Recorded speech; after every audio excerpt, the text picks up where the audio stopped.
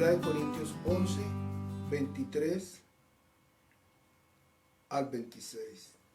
Dice así la palabra del Señor. Porque yo recibí del Señor lo que también os enseño, que el Señor Jesús, la noche que fue entregado, tomó pan, y habiendo dado gracias, lo partió y dijo: tomad, comed, esto es mi cuerpo que por vosotros es partido. Haced esto en memoria de mí. Asimismo tomó también la copa, y después de haber cenado diciendo, dijo: esta copa es el nuevo pacto en mi sangre. Haced esto todas las veces que la bebiereis en memoria de mí. Así pues, todas las veces que comiereis este pan y bebiereis esta copa, la muerte del Señor anunciáis hasta que Él venga.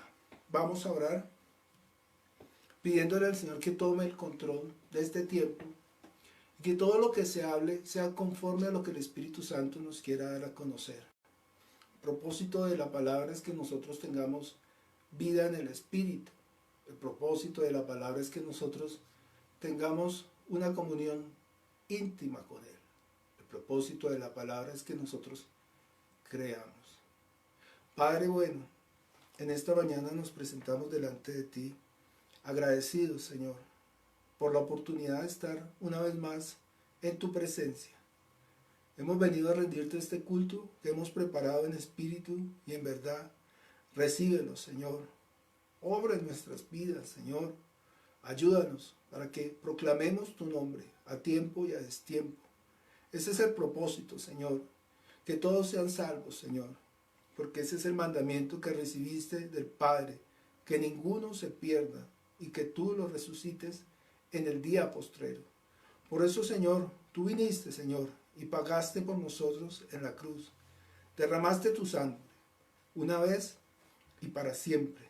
Y por eso estamos reunidos hoy en tu nombre, proclamando tu nombre, exaltando tu nombre, glorificando tu nombre y dándote gracias por esa vida, porque nos la diste y en abundancia. Padre Celestial, yo clamo y oramos por cada familia que se conecta a través de la internet, por cada papá, cada mamá, cada hombre, cada joven, cada niño, cada niña. Padre Celestial, obra en sus vidas, ayúdalos para que ellos tengan, Señor, la vida, Señor, para que ellos conozcan, Señor, para que sean salvos, Señor. Obra con poder.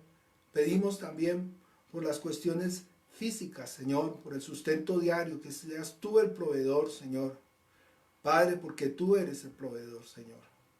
Gracias te damos, Señor, en estos tiempos malos o tiempos de crisis. Sabemos que tú eres nuestra única esperanza, Señor. Que nosotros no tenemos los ojos puestos en las obras de la carne y en las cosas de la carne, sino tenemos puestos los ojos en ti, Señor, en mi Señor Jesús, en ti, Padre eterno, Padre celestial. Gracias por este tiempo. Te damos creyendo y oramos creyendo en el nombre de tu Hijo Jesucristo. Amén. Bueno, nosotros tenemos una porción muy de la Biblia, que es la Cena del Señor. De hecho, hoy celebramos la Cena del Señor. Entonces, el Señor Jesucristo ha sido muy juicioso al enseñar qué es la Cena del Señor. Él nos ha enseñado acerca de este día que estamos nosotros festejando en todos los evangelios. Habla en Mateo, en Lucas, en Marcos, pero en Juan le da una porción especial, porque es que Juan se centra en las cosas que dijo el Señor Jesucristo.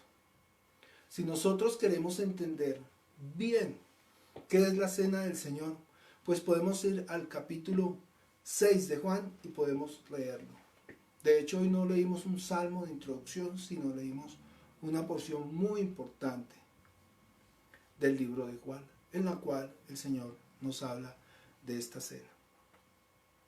Pablo, el apóstol Pablo, también ha sido muy juicioso en enseñarnos acerca de la Cena del Señor. De hecho, él está escribiendo esta carta a Corintios, y toda la carta en sí y todas las cartas que él ha escrito, pues son como un llamado de atención, ¿sí?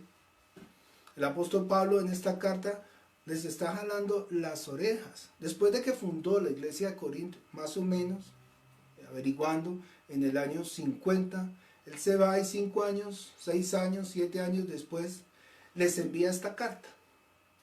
El motivo principal para el envío de esta carta es doble. Por una parte, había recibido noticias, ¿sí?, de la comunidad de Corintios, de que estaban manejando las cosas de una forma diferente, que estaban predicando un evangelio diferente, que estaban mezclando el evangelio con otras cosas que tenían que ver con el judaísmo, es decir, con la ley de Moisés. Entonces ellos también le escribían cartas a Pablo quejándose, ¿sí? Y Pablo les escribe esta carta. Creo que antes de esta carta hubo otra, pero no está publicada, ¿cierto? Y los temas que trataban eran pues diferentes. Ellos tenían divisiones entre ellos mismos de acuerdo a las enseñanzas del Evangelio, ¿sí? Esa porción está ahí en Primera de Corintios, en el capítulo 1, y la vamos a revisar ahorita. También habla de la conducta inmoral de algunos de ellos, de la libertad en el campo sexual. Igual también hablaban del matrimonio, hablaba también de la conducta de las mujeres en las reuniones. Pero entre esas conductas y los malos manejos que estaban haciendo dentro de la iglesia, estaba algo que era muy importante, y es lo que estamos leyendo hoy: el respeto hacia la cena del Señor. Ya el Señor había enseñado bien, Pablo les había enseñado bien, pero ahora pues vamos a ver qué es lo que estaba pasando y por qué razón Pablo escribe esta porción que nosotros leímos hace unos minutos. Y uno de los temas que llama mucho la atención, y me llama mucho la atención, es el tema que está en Corintios, Primera de Corintios capítulo 1. Y vamos a leer leamos desde el 10 hasta el 11, el 10 y el 11, dice así: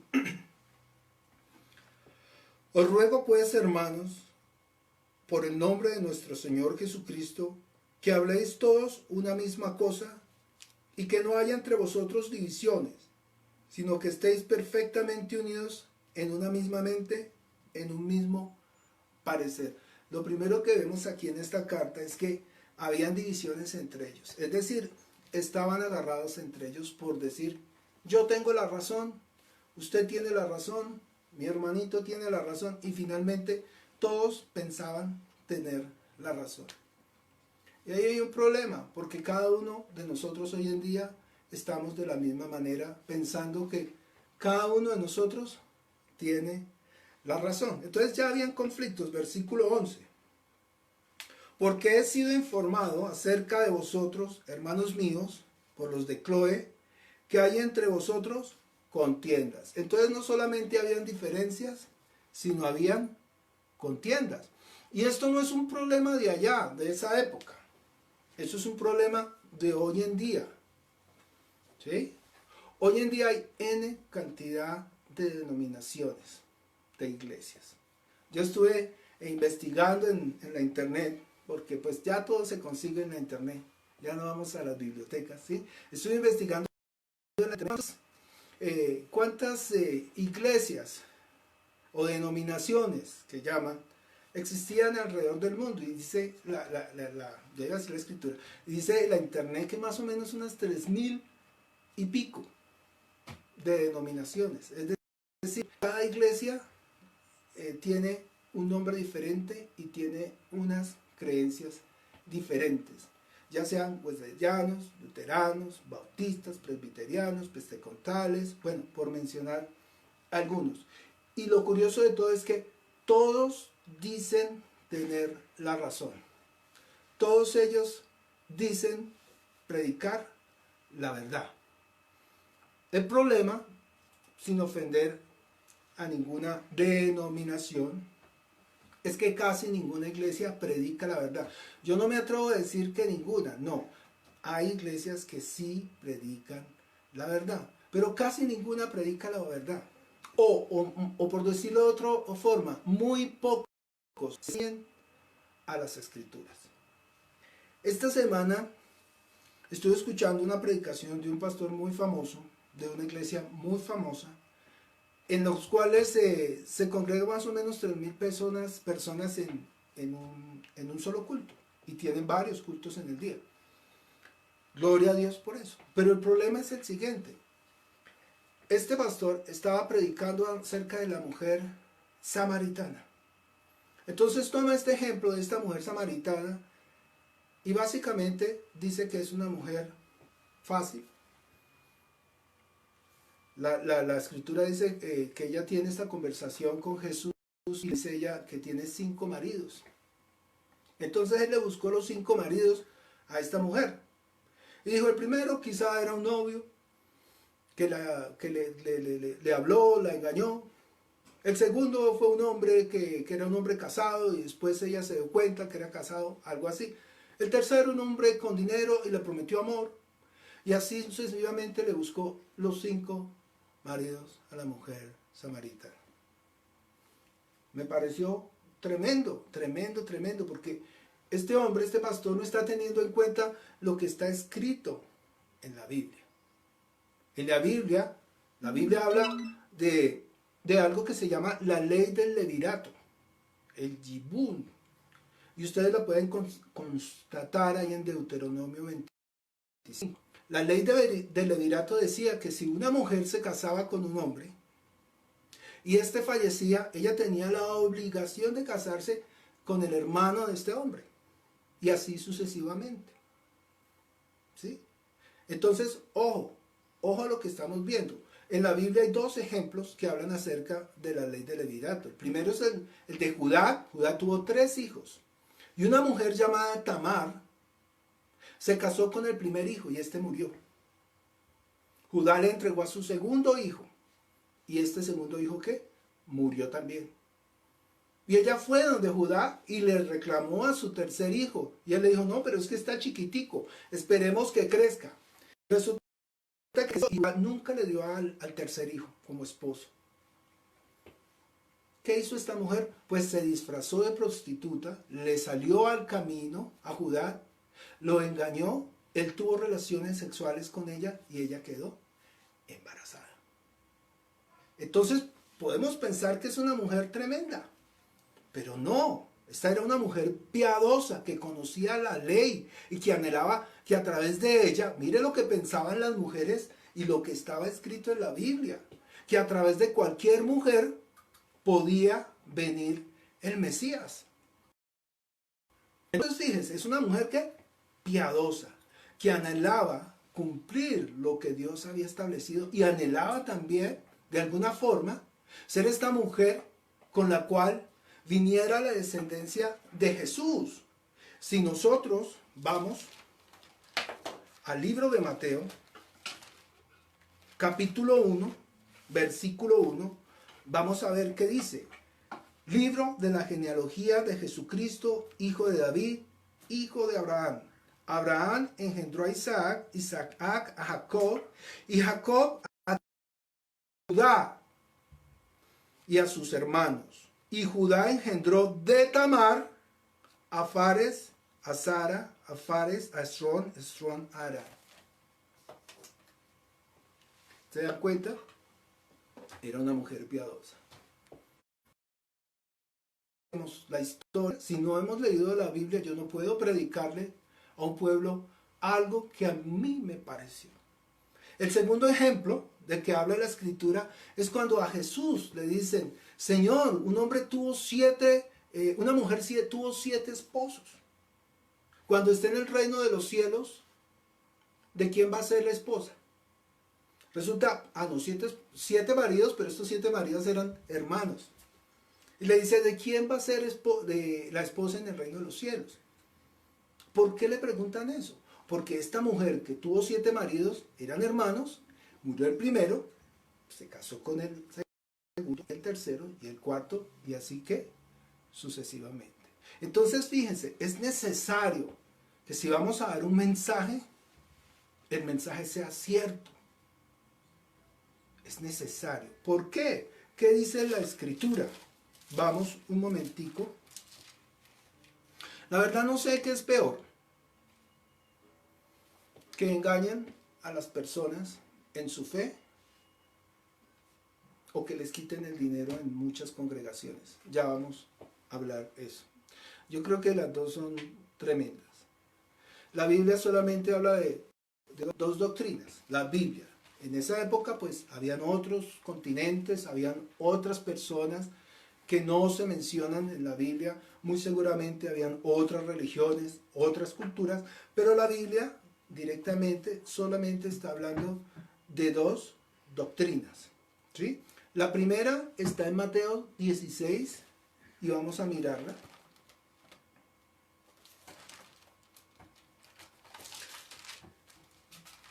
Dice Mateo 16, versículo 6. Y Jesús les dijo, mirad, guardaos de la levadura de los fariseos y de los saduceos. ¿De qué está hablando Jesús? Ni siquiera sus discípulos le entendían. Dice, ellos pensaban dentro de sí diciendo, esto dice porque no trajimos pan. Y entendiéndole Jesús les dijo, ¿por qué pensáis dentro de vosotros, hombres de poca fe, que no tenéis pan? ¿No entendéis aún, ni os acordáis de los 5 panes entre 5.000 hombres, y cuántas cestas recogisteis? Ni de los 7 panes entre los 4.000, y cuántas canastas recogisteis? ¿Cómo es que no entendéis que no fue por el pan que os dije, os guardaréis de la levadura de los fariseos y de los saduceos? ¿De qué está hablando Jesús? Y ahí lo dice, versículo 12. Entonces entendieron que no les había dicho que se guardasen de la levadura del pan, sino de la doctrina de los fariseos y de los saduceos, es decir, de la enseñanza de los fariseos y de los saduceos. Entonces, la Biblia habla de dos doctrinas. La doctrina del Antiguo Testamento, en la ley de Moisés, y la doctrina de Cristo. No hay más, no habla de más. Fíjese, ¿en dónde está la doctrina de Cristo? Vamos a 1 de Corintios. Está en esa misma carta. 1 de Corintios capítulo 15.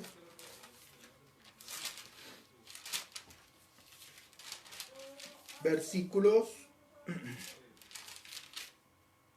3.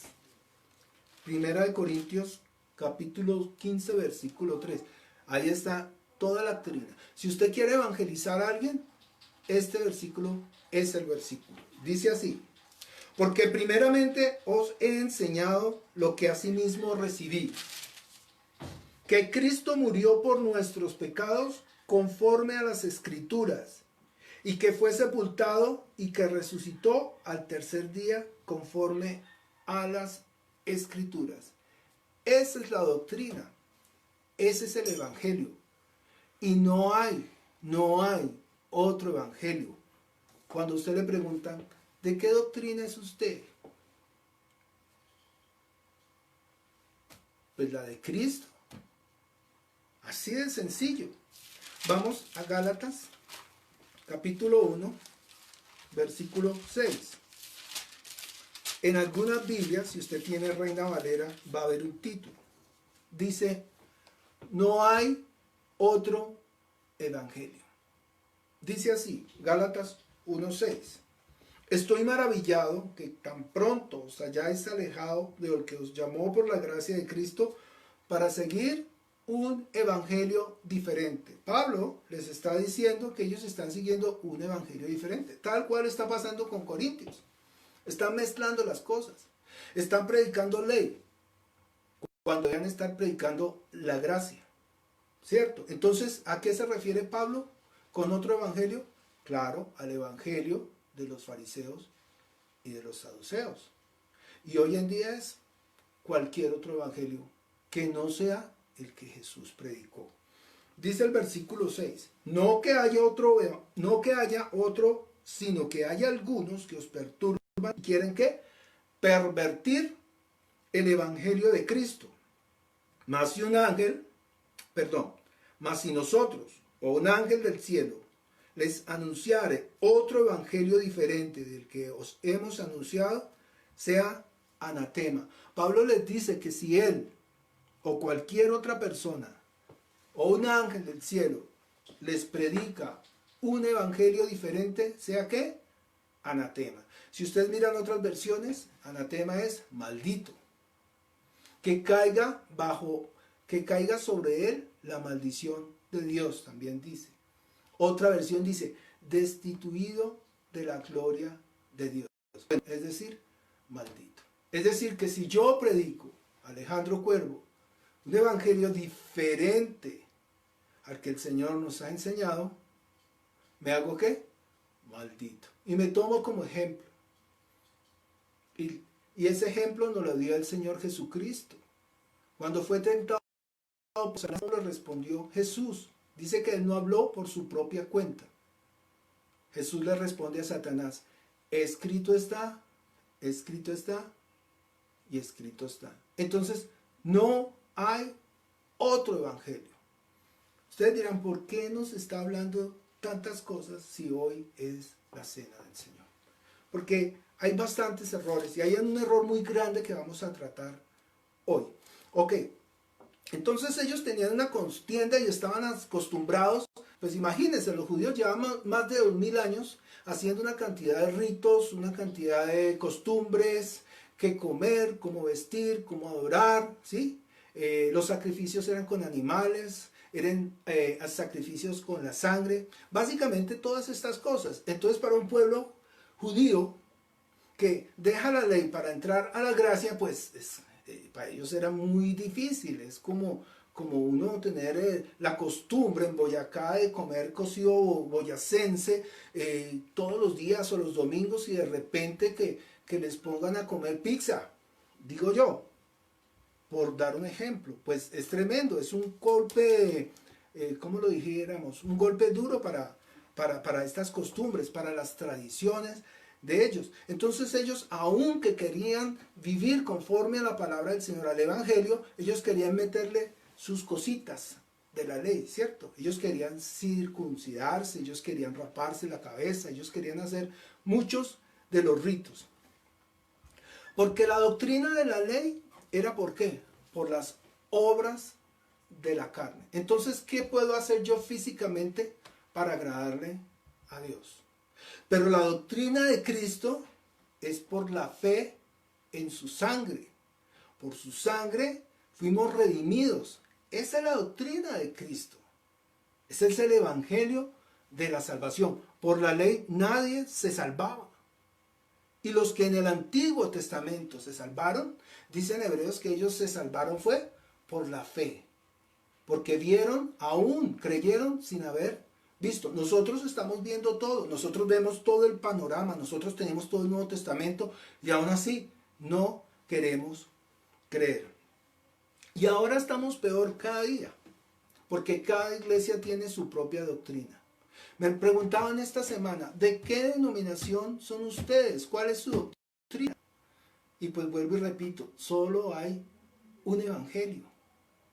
Y pregunto yo, ¿quién tiene la razón?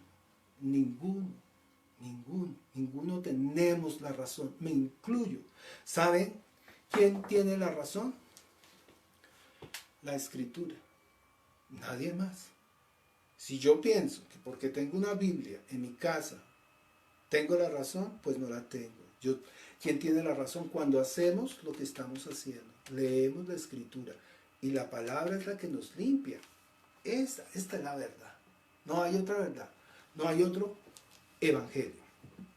Y por primera vez, para aclararle a muchas iglesias, yo no tengo nada en contra de ninguna iglesia, sencillamente yo tengo que predicar la palabra. Si vamos a Hechos de los Apóstoles, capítulo 11, vamos a Hechos 11, 26. Dice así: y se congregaron allí todo un año con la iglesia y enseñaron a mucha gente, y a los discípulos se les llamó cristianos por primera vez en Antioquía. Entonces, en la Biblia habla de cristianos. La Biblia habla que la iglesia de Cristo se llamaron cristianos. Y yo le pido a usted, busque wesleyanos, pentecosteses, bueno, cualquier nombre de cualquier denominación aquí en la Biblia, y le aseguro que ni en esta versión, ni en las 50 y tantas versiones que he visto, la va a encontrar. Solo habla de ¿qué? Cristianos.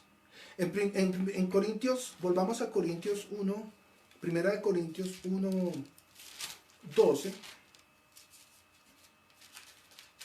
que era el que estábamos leyendo. Dice, bueno, leamos desde el 11. Porque he sido informado acerca de vosotros, hermanos míos, por los de Cloé, que hay entre vosotros contiendas. Quiero decir que cada uno de nosotros dice, yo soy de Pablo, yo soy de Apolos, yo soy de Cefas y yo soy de Cristo. Entonces fíjense, Pablo se va y ellos ya estaban escogiendo al hombre. Yo soy de Pablo, es que yo creo en Cefas. No, es que yo creo en Apolos, porque es que Apolos habla muy lindo. No, básicamente les dice Pablo, tontos, tontos, dice el versículo 13. ¿Acaso está dividido Cristo? ¿Fue crucificado Pablo por vosotros? ¿O fuisteis bautizados en el nombre de Pablo? El mismo Pablo les está llamando a la atención y les está diciendo, oigan ustedes porque están creyendo en los hombres. Porque cada persona va a predicar un evangelio diferente. Así es de sencillo. Ese es un problema que tenemos hoy en día. Que la iglesia de Cristo no está unida. La iglesia de Cristo está totalmente dividida. Porque todo el mundo cree tener la razón. Y el problema más grande, y de lo que estamos hablando hoy, es acerca de Corintios 11. Entre todos los problemas que había, pues este era el problema mayor. Y yo pienso que este es el problema mayor. Fíjense lo que dice aquí en Corintios 11, y vamos a leer nuevamente la porción que leímos de entrada. Porque yo recibí del Señor lo que también os he enseñado. Que el Señor, la noche que fue entregado, y tomó pan, y habiendo dado gracias, lo partió y dijo, tomad y comed, esto es mi cuerpo que por vosotros es partido. Haced esto en memoria de mí.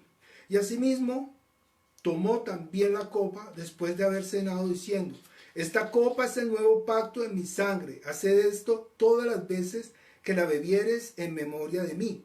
Así pues, todas las veces que comieres este pan y bebieres esta copa, la muerte del Señor anunciáis hasta que Él venga. Seguimos. De manera que cualquiera que comiere este pan o bebiere esta copa del Señor indignamente, será culpado del cuerpo y de la sangre del Señor. Este versículo y el que sigue, tremendo. Las iglesias le dicen a uno, coma la cena dignamente. Entonces, piense usted si usted es pecador. Y si usted ha pecado, entonces quédese sentado. Y si usted no ha pecado, entonces puede tomar la cena. Este es el centro de esta predicación y a esto es lo que yo quiero ir.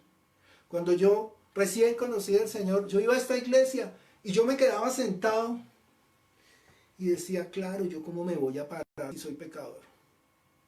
Señor, perdóname, yo estoy aquí. Cuando ya pasaron los años y era un líder, yo peleaba dentro de mí y decía, bueno, si me quedo sentado, me van a estar mirando. Uy, mira el líder, se quedó sentado, ¿quién sabe qué habrá hecho? ¿Sí? Y entonces me paraba y yo sabía que era un pecador y me sentía peor aún. Es el engaño más grande que le están haciendo a las congregaciones. Tome la cena dignamente. Si no ha pecado, tómela. Y si ha pecado, quédese sentado. ¿Saben qué? En ese contexto de días, todos deberíamos salir de la iglesia. Porque ¿quién es digno? Ninguno. Todos somos pecadores. Todos. Desde el que se para allá adelante hasta el último. Todos. Y en ese contexto es que están enseñando a las iglesias. Si usted es pecador, siéntese. Si no es pecador, tome la cena. Error grande. ¿Y saben qué es lo que están enseñando?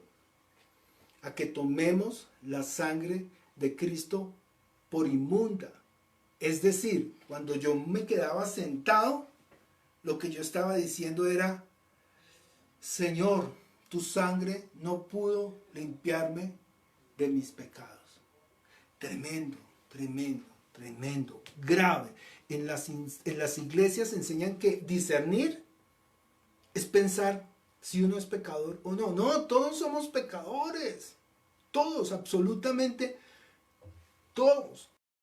Y nosotros debemos entender qué es tomar la sangre del Señor por inmunda. Y para eso vamos a ir al versículo 18, ahí en Corintios 11, 18. Y vamos a leer. Ojo lo que vamos a leer, porque ahí entendemos. Nosotros, para poder predicar algo, tenemos que leer el pretexto y el posttexto y el texto, todo. Y leemos desde el versículo 18, y ustedes mismos van a discernir. Dice Pablo: pues en primer lugar, cuando os reunís como iglesia, oigo que hay entre vosotros divisiones, y en parte lo que ya habla de las divisiones. Porque es preciso que entre vosotros haya disensiones, para que se hagan manifiestos entre vosotros los que son aprobados. Cuando pues os reunís vosotros, esto no es para comer la cena del Señor. Les está diciendo: oiga, ustedes no se reúnen a comer la cena del Señor. Y él lo explica, versículo 21. Porque al comer, cada uno se adelanta a tomar su propia cena. Y uno tiene hambre y el otro se embriaga. Pues ¿qué? ¿No tenéis casas en que comáis y bebáis? ¿O menospreciáis la iglesia de Dios y avergonzáis a los que no tienen nada? ¿Qué os diré? ¿Os alabaré en esto? ¿En esto os alabo? Entonces Pablo les está llamando es la atención, porque ellos, el día del Señor, como hoy, cuando venían a tomar la cena, ¿qué hacían? Entonces se reunían ellos, y unos tenían mucho, otros tenían poco, otros tenían nada, y los que tenían mucho traían mucho y se jactaban y se llenaban, ¿sí? Y otros traían trago y se emborrachaban. Eso dice la Escritura. Entonces la cena del Señor se estaba volviendo, era en una fiesta, en un party, algo social. Y también mostrando quién tenía más o quién tenía menos. Ahí les llama la atención. Y escribe todo el texto que hemos leído desde el 23 hasta el 27, recordándoles que es la cena del Señor. Y si leemos el posttexto, leamos nuevamente, versículo 27. Yo le pido a usted que me tenga paciencia si estoy muy revuelto, pero por favor tome nota y revise bien. De manera que cualquiera que comiera este pan o bebiera esta copa del Señor indignamente, será culpado del cuerpo y de la sangre del Señor. Por tanto, les llama la atención, se emborrachaban, se llenaban y era un fiestón lo que tenían ahí. Por lo tanto, pruébese cada uno a sí mismo y coma así el pan y beba de la copa. Porque el que come y bebe indignamente, sin discernir el cuerpo del Señor, juicio come y bebe para sí. Por lo cual hay muchos enfermos y debilitados entre vosotros, y muchos duermen. Si pues nos examináramos a nosotros mismos, no seríamos juzgados. Y mire que vuelve y habla de lo mismo. Mas siendo juzgados, somos castigados por el Señor para que no seamos condenados con el mundo. Y repite: así que, hermanos míos, cuando os reunís para comer, esperaos unos a otros. Y si alguno tuviere hambre, coma en su casa, para que no os reunáis para juicio. Las demás cosas las pondré en orden cuando yo fuere. Entonces tenemos que entender qué es lo que está diciendo la palabra del Señor. Nosotros tenemos que tomar la cena con discernimiento. Pero ¿qué es discernimiento? ¿Sí? Jesús nos enseñó acerca de eso. El libro de Hebreos también habla de eso. Entonces, fíjense que ahí en esa porción están enseñando un evangelio diferente, porque les están enseñando a las personas que quedarse sentado es lo correcto. Y lo que están haciendo es diciéndole a la gente que la sangre del Señor Jesucristo es inmunda. Toman la sangre del Señor por inmunda. Fíjense lo que dice el libro de Hebreos capítulo 10. Está hablando acerca de eso. Hebreos capítulo 10, versículo 29. Dice así: ¿cuánto mayor castigo pensáis que merecerá el que pisoteare al Hijo de Dios y tuviere por inmunda la sangre del pacto en la cual fue santificado e hiciera afrenta al Espíritu de gracia? Nosotros no podemos rechazar la cena del Señor. Nosotros todos somos pecadores. Todos, no hay uno solo, no hay ni aún uno, dice la Escritura. Entonces no está bien que enseñemos mal. Al contrario, para nosotros esto es lo más importante de nuestras vidas. Por eso es que hoy, el día que se rinde culto al Señor y tomamos la cena, nosotros debemos entender qué es discernir. Discernir en esa cena preciosa, es su cuerpo, es su sangre, ¿sí? No tomemos por inmunda la sangre del Señor. Ese es el título de la predicación. Dice, no tome por inmunda la sangre del Cordero. Y para eso nosotros busquemos qué dice el Señor Jesucristo. Vamos a Lucas 22, 19. Lucas 22, 19. Y esta sería la predicación. Me perdonan que haya tenido esa introducción tan larga. ¿Sí? Lucas 22, 19 dice.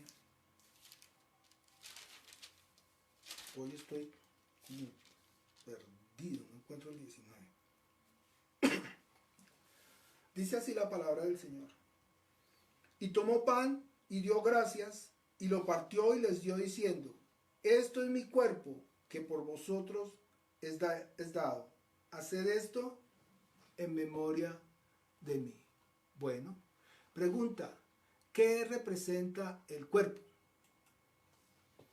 El cuerpo de Cristo representa el pan, la palabra no adulterada, la levadura, o sea, la doctrina no adulterada, representa su iglesia. Y hoy representa su cuerpo traspasado, con el cual nos abrió el camino hacia el Padre y nos podemos presentar delante del Padre y decirle: Abba Padre, Padre nuestro. Eso representa su cuerpo. Sigamos leyendo.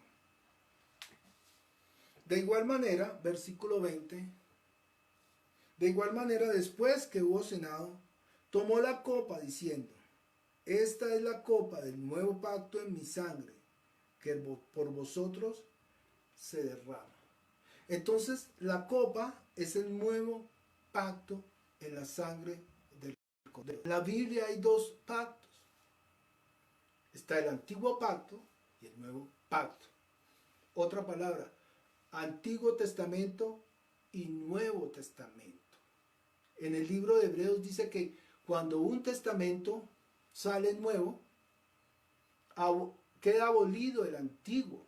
Si usted hace un testamento para su familia hoy y le da todo a un hijo y dice: me equivoqué, mañana le voy a dar igual a todos, voy a la notaría, y hace otro testamento, ¿qué pasa con el primero? Pues queda abolido, ¿cierto? Y para que el segundo testamento sea efectivo, debe haber muerte de un testador. ¿Y quién es el testador? Jesús pagó por nosotros. Él es el testador. Entonces debemos entender que el pacto de su sangre es que estamos bajo una nueva alianza, bajo un nuevo pacto, que es que en Cristo hay perdón de pecados. La Biblia dice que sin derramamiento de sangre no hay perdón de pecados. En el Antiguo Testamento derramaban sangre todos los años de animales. Pero en el Nuevo Testamento, Cristo, una vez y por siempre. Ese es el nuevo pacto. Ese es su cuerpo que nos lleva directo al Padre y es su sangre que nos limpia de todo pecado. Entonces, no es complicado, ¿cierto? Volvamos a Jesús. ¿Qué dice el Señor Jesucristo? Estamos viendo qué dice el Señor Jesucristo y por eso vamos a leer Juan capítulo 6.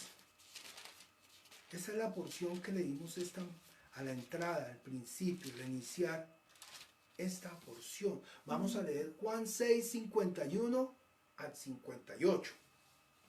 Dice así. ¿Quién está hablando? Jesús mismo. Esto es para usted, y entiéndalo, por favor, es su vida eterna. Y no se quede sentado. Si usted va a una iglesia y le dicen, si usted cree que ha pecado, quédese sentado, por favor, salga corriendo de ahí. Porque escuche lo que dice el Señor. Versículo 51. Yo soy el pan vivo que descendió del cielo. Si alguno comiere de este pan, ¿vivirá qué? Para siempre. Y el pan que yo daré es mi carne, la cual yo daré por la vida ¿de quién? Del mundo. Versículo 53. De cierto os digo, si no coméis la carne del Hijo del Hombre y bebéis su sangre, no tenéis vida en vosotros. Asesinos. ¿Cómo es que le dicen a las personas que se quede sentado? Matando el espíritu, confundiendo a las personas, llevándolos aún más a la muerte eterna. Por favor, leamos. Mire, yo lo hice, yo me quedé sentado. Padre, perdóname si llegué a tener por inmunda tu sangre. Ahí lo dice y lo leo otra vez. De cierto os digo, versículo 53. Si no coméis la carne del Hijo del Hombre y bebéis su sangre, no tenéis vida en vosotros. El que come mi carne y bebe mi sangre, tiene vida eterna. Y yo le resucitaré en el día postrero. ¿Se da cuenta? Porque mi carne es verdadera comida, mi sangre es verdadera bebida. El que come mi carne y bebe mi sangre, en mí permanece y yo en él. Como me envió el Padre viviente y yo vivo por el Padre, asimismo el que me come, él también vivirá por mí. Este es el pan que descendió del cielo, no como vuestros padres comieron el maná y murieron, y el que come de este pan vivirá eternamente. Tome la cena del Señor. Veamos qué es comer la cena dignamente. Y vamos a ir al libro de Hebreos. Por favor, conmigo, no recuerdo bien la cita. Hebreos, capítulo 10, creo que estábamos en el 10. Hebreos, capítulo 10, versículo. Y vamos a leer con todo el detenimiento del mundo, porque aquí no lo explica el libro de Hebreos, un libro precioso. Dice así, Hebreos 10, 10, fácil de recordar, 10, 10. En esta voluntad somos santificados mediante la ofrenda del cuerpo de Cristo, hecha una vez y para siempre. Y ciertamente todo sacerdote está día tras día ministrando y ofreciendo muchas veces los mismos sacrificios que nunca pueden quitar los pecados. Está hablando de la ley, está hablando de los sacerdotes en la ley. Por la ley nunca se pudieron quitar los pecados. Está escrito. Seguimos. Versículo 12. Pero Cristo, habiendo ofrecido una vez y para siempre un solo sacrificio por los pecados, se ha sentado a la diestra de Dios. De ahí en adelante esperando a que sus enemigos sean puestos por estrado de sus pies. 14. Porque con una sola ofrenda hizo perfectos para siempre, ¿a quiénes? A los santificados. Jesús, con la ofrenda de su sangre y de su cuerpo, lo hizo usted perfecto. Lo hizo usted santo. Porque Él es el que santifica. Aquí lo está diciendo. Una vez y para siempre. Sigamos. Y nos atestigua el mismo Espíritu Santo, porque después de haber dicho, este es el pacto que haré con ellos de aquellos días, dice el Señor. Aquí está el pacto. Pondré mis leyes en sus corazones y en sus mentes las escribiré. Y añade, y nunca más me acordaré de sus pecados y transgresiones. El nuevo pacto en su sangre. Nunca más se acordará de nuestros pecados ni de nuestras transgresiones. Sigamos leyendo. Pues donde hay remisión de estos, no hay más ofrenda por el pecado. Así que, hermanos, teniendo libertad, por favor, escuchemos bien. Así que, hermanos, teniendo libertad de entrar en el lugar santísimo por la sangre ¿de quién? De Jesucristo, por el camino nuevo y vivo que Él nos abrió a través del velo, que es su sangre, que es su carne, y teniendo un gran sacerdote sobre la casa de Dios. Aquí vamos a tomar la cena con discernimiento. Este es el discernimiento que habla la Escritura. Este es el discernimiento que dice Pablo. Esta es la forma correcta de tomar la cena. Versículo 22. Acerquémonos con corazón sincero, en plena certidumbre de fe, purificados los corazones de la mala conciencia y lavados los cuerpos con agua pura. Mantengamos firme y sin fluctuar la profesión de nuestra esperanza, porque fiel es el que lo prometió. Así de sencillo. Entonces, es muy sencillo. Por su sangre, sus pecados son limpiados y jamás Dios se acordará de sus pecados. Y por su cuerpo que fue traspasado es que tenemos acceso al Padre y nos podemos presentar delante de Él y decirle, Padre nuestro. Entonces, vamos a tomar la cena del Señor.